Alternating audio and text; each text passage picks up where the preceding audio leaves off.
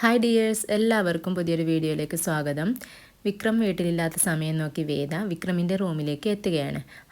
ആളിൻ്റെ സ്വഭാവം പോലെ തന്നെയാണല്ലോ റൂമും കിടക്കുന്നത് എന്ന് പറഞ്ഞ് വേദ അവിടെയെല്ലാം ഒന്ന് വൃത്തിയാക്കുന്നുണ്ട്. വേദ കട്ടിലിൽ കിടക്കുന്ന വിക്രമിൻ്റെ തുണികളെല്ലാം മടക്കി വെക്കുന്നുണ്ട്. പിന്നീട് വേദ നോക്കുമ്പോൾ റൂമിൻ്റെ ഒരു സൈഡിലായി കുറേ ട്രോഫികളും മെഡലുകളുമെല്ലാം ഇരിക്കുന്നത് കാണാം. താഴെ ഒരു പെട്ടിരിക്കുന്നത് കണ്ട് വേദ അത് തുറന്നു നോക്കുന്നുണ്ട്.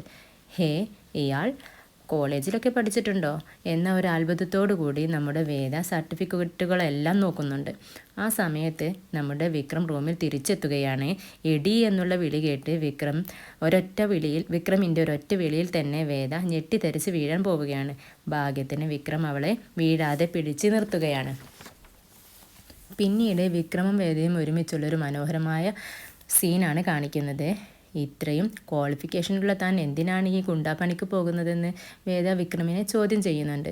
വിക്രം അതിന് അപ്പോൾ മറുപടി പറഞ്ഞില്ലെങ്കിലും പിന്നീട് റൂമിലിരുന്ന് കണ്ണ് നിറയ്ക്കുന്നത് വേഗ കാണുന്നുണ്ട്.